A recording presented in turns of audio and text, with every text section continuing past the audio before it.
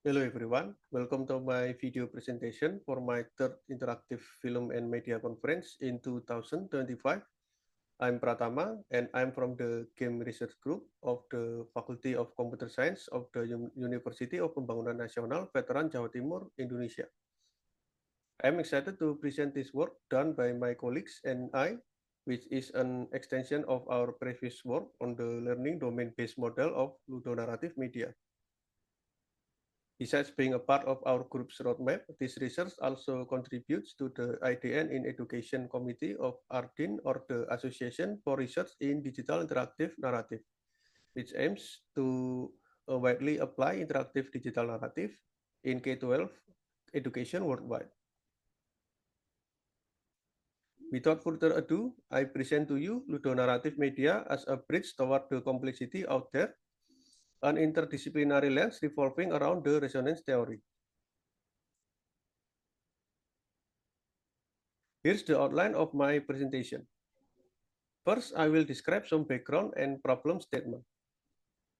Then comes the first section where I will talk about resonating with a thoroughly complex world through the resonance theory by Hartmut Rosa, starting with why we should apply this theory. Afterward, I will explain the mechanisms for resonance and the three axes along which we apply the mechanisms in different contexts. The second section will then discuss the ludonarratification framework for resonance through ludonarrative media. I will outline some strengths of ludonarrative media before detailing their work storytelling asset and UI aspects, which correspond with mechanisms for resonance. Afterward, I will discuss another alignment between axes of resonance and the dimensions of ludonarratification. Lastly, there will be conclusions. First, some background and problem statement. We regularly struggle to deal with the overwhelmingly complex world and its wicked issues. To effectively combat the crisis, society must unite by finding common ground and making sacrifices. Thus, there is an urgent need for a comprehensive theoretical framework to deal with the world and the issues.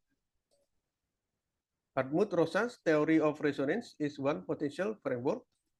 However, the theory is also complex and demanding in application. So we need to equip ourselves with some tools.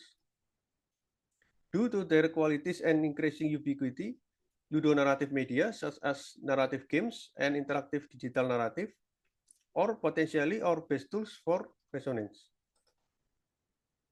Yet currently, not much is known about how to utilize ludonarrative media for resonance. So we propose a solution, the ludonarratification framework, which can closely align ludonarrative media to the resonance theory. Onto the first part of this presentation, resonating with a thoroughly complex world. So why can the resonance theory help us resonate with our thoroughly complex world? As before, given its unboundedness, the world's complexity is something to deal with one piece at a time, continuously, each iteration mobilizing transdisciplinary theories and methods. Two example theories here.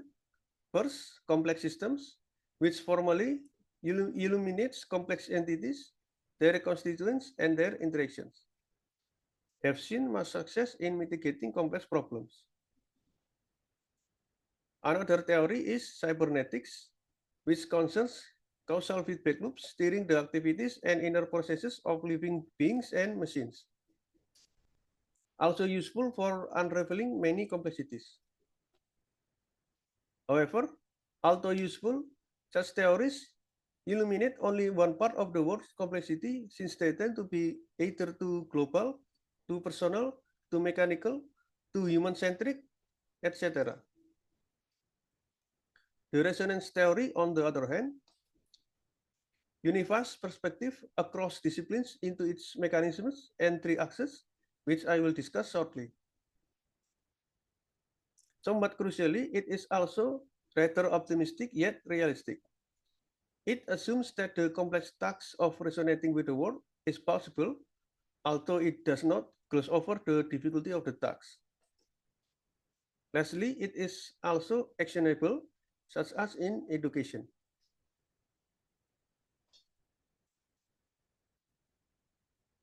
Let's get to know the mechanisms for resonance. But first, what exactly is resonance? Briefly, it refers to good relationships or system dynamics between entities. When this fails to happen, what do we get instead? Alienation, when the dynamic is poor or even non-existent. How do we resonate with others? Its basic mechanisms can be said to encompass the cognitive, affective, and sensory-motor domains. First, bodily relationships with the world are mandatory, since we are not floating abstract beings made of ideas. Among our body parts, we have brains to exert cognitive efforts with which can increase the resonance quality. From our mental faculty also comes fear, desire, etc., which become our emotional drive to interact or not interact with the world. But there's more. We are so smart we can create things and tools. So, through our basic capacities, we create and utilize media and cultures to accelerate resonance. Yet, on the other hand, reckless acceleration can lead to alienation. Too much progress is bad, especially in a field that is too narrow. We need progress in every direction along each of the axes.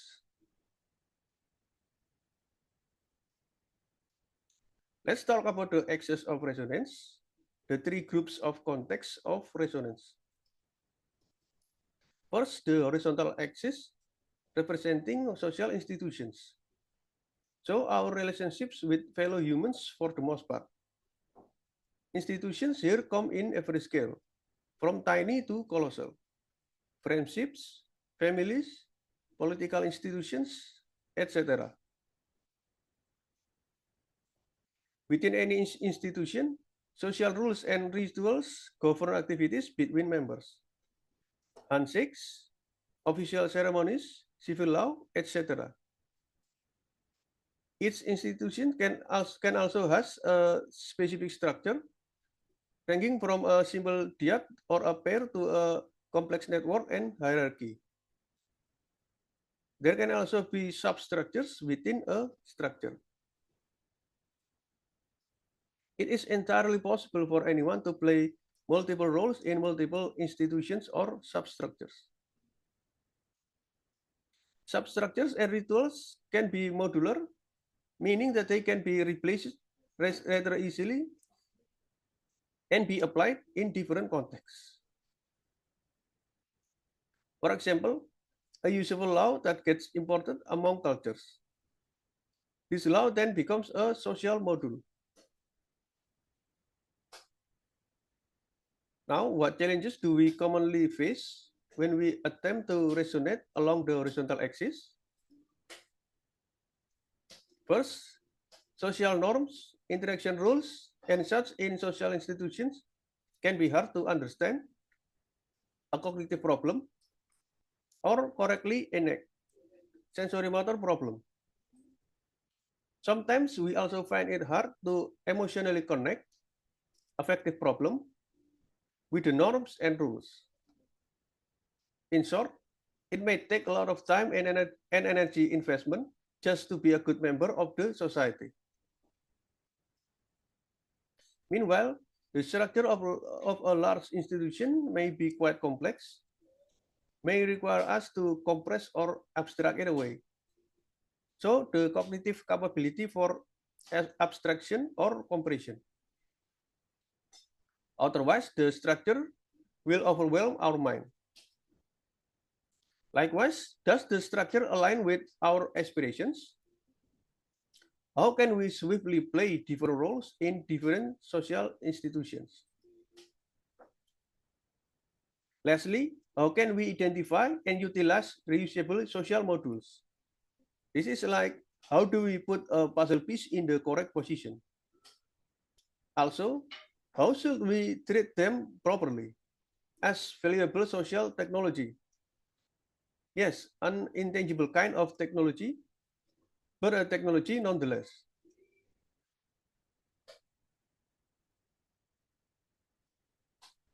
Many questions, but let's move to the diagonal axis, ecological species. This is where we compete with others, things, creatures, or even other people when we unfortunately treat them like things. Places like schools, workplaces, sports, etc. There is hardly anything social here, since resource competitions happen regularly between entities in an ecological space. Although things tend to get unfriendly here, resonance with things that compete with us is entirely possible. Speaking about dynamics, an ecology either moves toward an equilibrium where a balance is maintained, or its reverse, a tipping point, which permanently alters the ecology. Both equilibria and tipping points can be good or bad. An equilibrium can represent a stalemate between hostile entities, while a tipping point can lead to a positive change. The Birch equilibrium is a good kind of equilibrium since it represents the enactment of the golden rule or altruistic behavior. Lastly, an ecology also often includes some entanglement where boundaries between entities and processes are blurred. So for example, if production and pollution are entangled, it means that we cannot ever produce the thing without causing any pollution. This, of course, complicates our analysis. So usually a problem is weakened when there's a high degree of entanglement. So it should be obvious there can be many challenges regarding the diagonal axis of resonance. Here are some of the challenges. First, we need multi-perspectivity to understand perspective of others. Additionally, also empathy for others that compete or conflict with us. And we also need to sense a conflict and act accordingly to mitigate it. On another note, equilibria, tipping points, and such concern system dynamics in the ecology. And system dynamics can be a difficult topic. So, comprehension of and motivation and capability for maintenance of positive equilibria and tipping points and avoidance of negative ones are crucial for our resonance along this axis. For entanglement, it's crucial to not only understand but be aware of it, of the entangled messiness of reality, which should humble us. This leads to our sensing of entangled things and appropriate enactment of actions with multiple entangled purposes. And here's the third axis, the vertical one, the fabric of reality. Unlike the other two, this one deals with the abstract.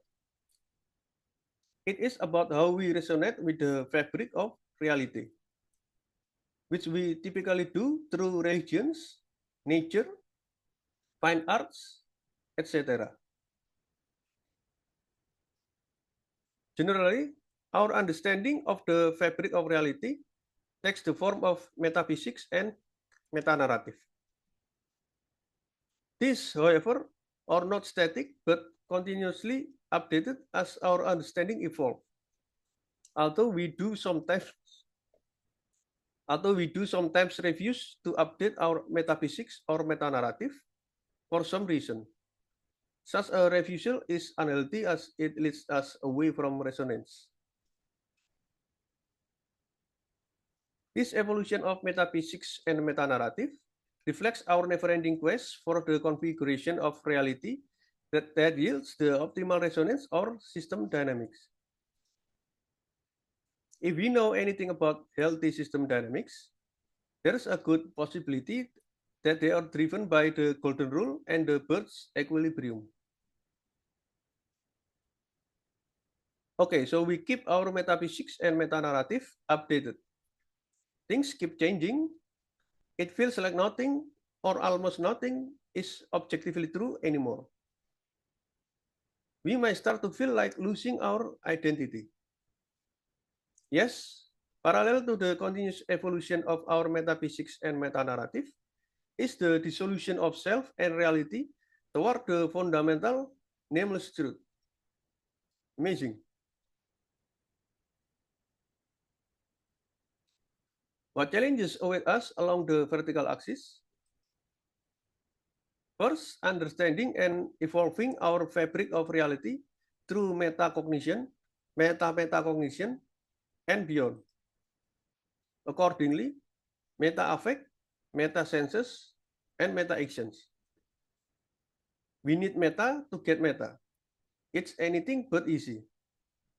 For example, metacognition has been known to require a lot of processing power in the brain. There's also the problem of acquiring the set of metaphysics and meta-narrative that yield the optimal resonance or system dynamics. In other words, how do we resonate better with the abstract to improve our resonance with the concrete, with our social institutions, and our competitors in the ecology? Systems thinking, cybernetics or feedback loop, etc. might help us solve this problem, although we still need the right tool for these methods. Lastly, we need a gradual understanding of the illusion of self and objective reality. This may be the most abstract and thus the hardest to achieve.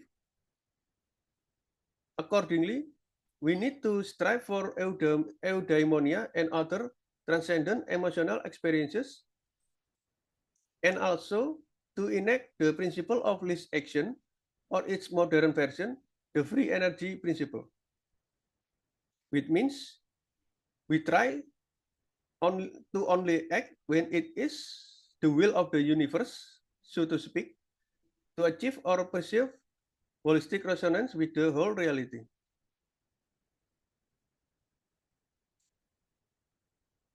And now we are in part 2, the ludonarratification framework for resonance through ludonarrative media. Let's talk about the strengths of ludonarrative media. Why these media are ideal for the mechanisms for an access of resonance. Ludonarrative media like narrative games can provide interactive simulations or representations of reality, highly engaging and immersive narrative, and social gaming ecosystems such as esports. These three can cover so many things in society. For example, ludonarrative media have increasingly found use in learning, education, and skill training, gamification and narratification of everyday activities, such as participating in e-governance, decreasing our energy consumption, and maintaining a healthy lifestyle. And communication of wicked issues like climate change to general public. So there is a significant rising of ubiquity of ludonarrative media in society, which might positively lead to ludonarratification of every activity along 3 dimensions.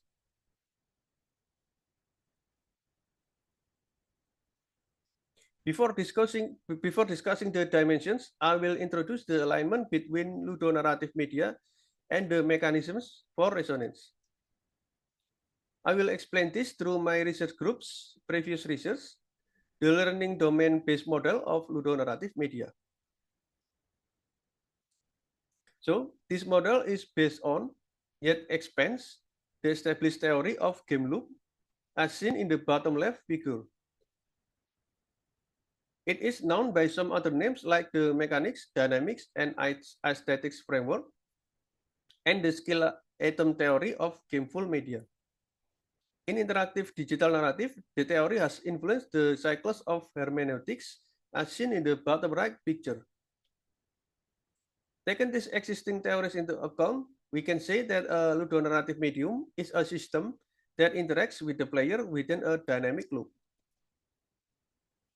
In this loop, the player can enjoy various experiences or aesthetics.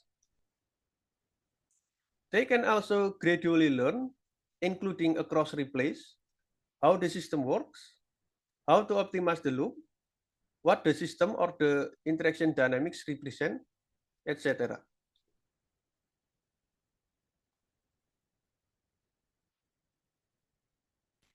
To increase the game loop theory's explanative power, we can expand it by considering the cognitive, affective, and sensory motor learning domains, which are equally important in all learning and experiential contexts. Crucially, the domains and their interactions align with the world, storytelling, asset, and UI aspects of ludonarrative media. The world consists of spatial components like characters, temporal components like events, and causal components such as interaction rules. The storytelling modifies or rearranges the world to satisfy the player's affective needs, such as by emphasizing or de-emphasizing some elements. Meanwhile, assets and UI deliver the story to the player's senses, as well as let them control its progression or presentation. Through this mechanism, a ludonarrative medium helps our cognitive, affective, and sensory motor faculties resonate with the world's complexity by providing a ludonarrative world that simplifies reality without incorrectly representing it, presenting the ludonarrative world through engaging and empathetic storytelling, and three, manifesting the storytelling as representative assets and empowering user interfaces. We have gained a better understanding of ludonarrative media. But this media or any kind of technology do not operate in isolation, especially as they have increasingly become ubiquitous in society. So we really need to know how to correctly and naturally position them around us. Firstly, a set of ludonarrative media can jointly operate as a supersystem, letting the player explore a complex subject's hierarchical intricacy. Second, any ludonarrative medium can have ecological counterparts with which it conflicts or competes, representing the tension between the subject's elements, including its multiple interpretations.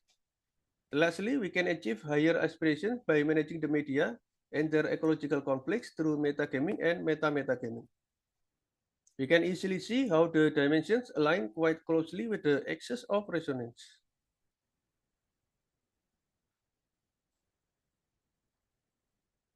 Let's explore the x-axis, which represents systemic hierarchy.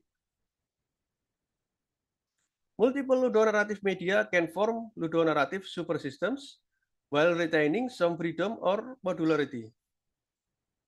Since ludonarrative media are systems, this should come as no surprise, although we may not usually realize when the media achieve this kind of organization. Still, this phenomenon is well established in the literature. The phenomenon of game supersystems is known in the literature as nested games. Basically, smaller games may nest inside a bigger one, which may also nest inside an even bigger one, and so on.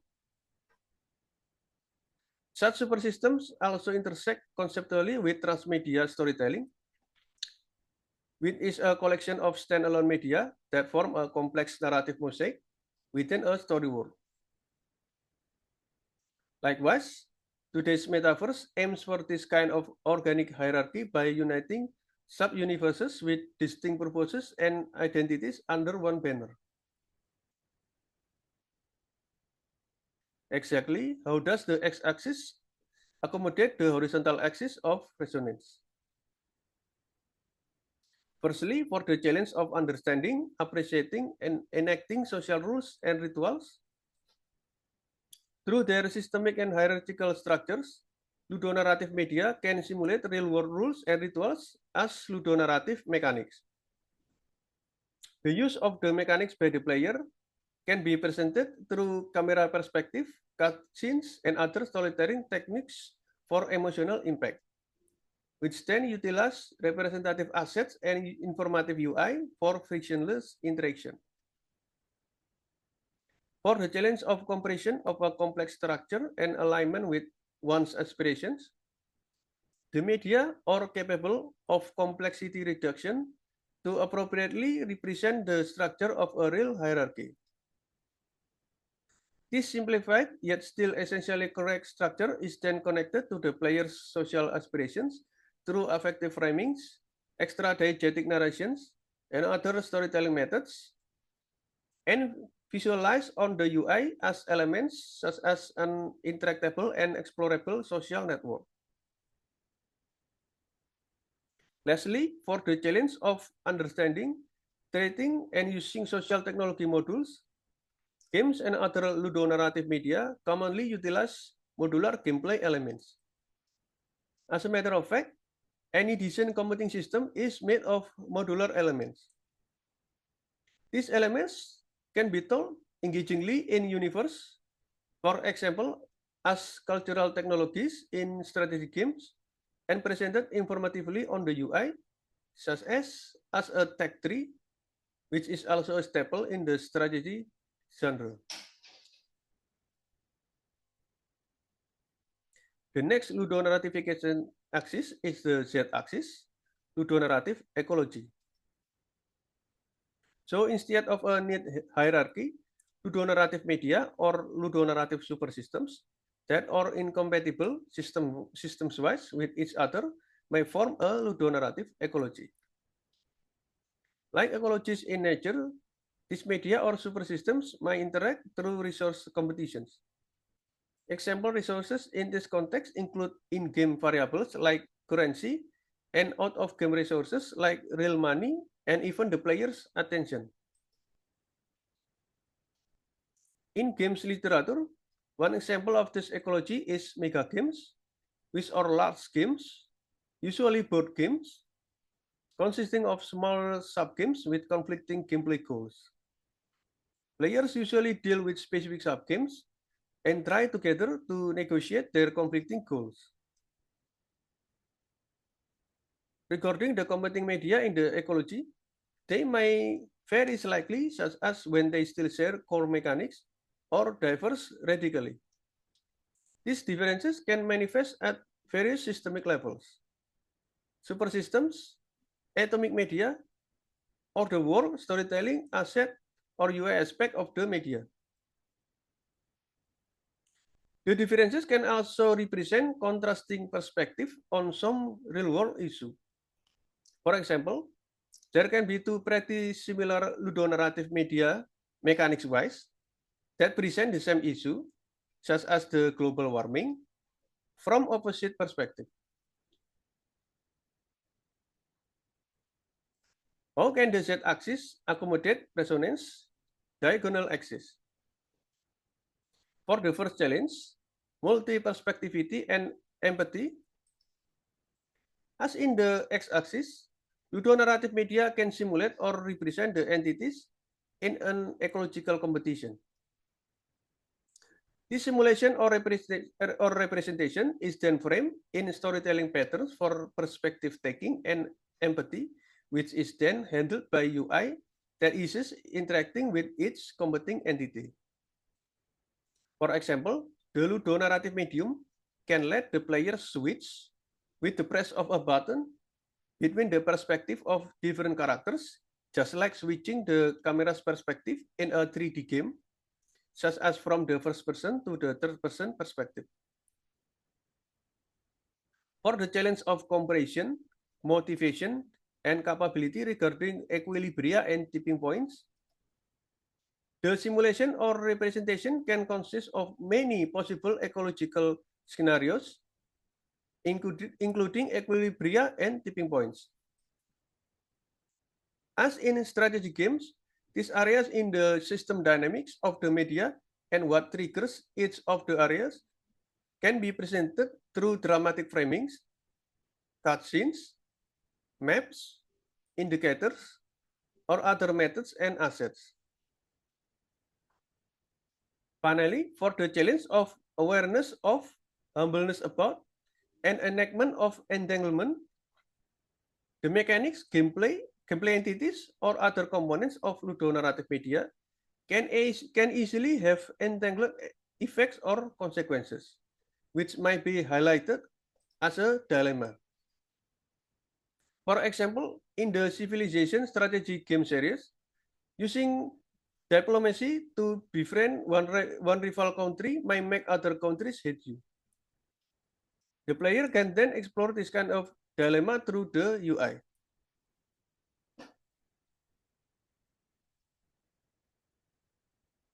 And we arrive at the last axis, the y-axis for metagaming. The terms metagame and metagaming are known especially in multiplayer games, from tabletop role-playing games to modern esports. It is also an important aspect of educational games since it ensures knowledge transfer. Basically, a metagame consists of information sharing, strategizing, rule modification, and other activities through which players, referees, game developers, etc. negotiate game playing arrangement or the game system's configuration, often according to criteria such as sportsmanship and viewership, which are not directly related to the game. Metagaming is layered. A metagame goes further by mobilizing efforts for more fundamental problem. What game to play instead of how to play the game. When we ask the first question, we might radically change the game's mechanics or even genre, all for the sake of a better player experience. But wait, metagaming is also known outside games, such as in social and political sciences. If implemented correctly, the hierarchy of gaming, metagaming, and meta-metagaming helps establish a democratic yet orderly society in which the flow of change traverses smoothly between micro, meso, and macro levels. Can we go beyond the meta-metagame layer? Yes, we theoretically can. It has been proven that we humans are capable to achieve at least the meta layer. So 3 metas.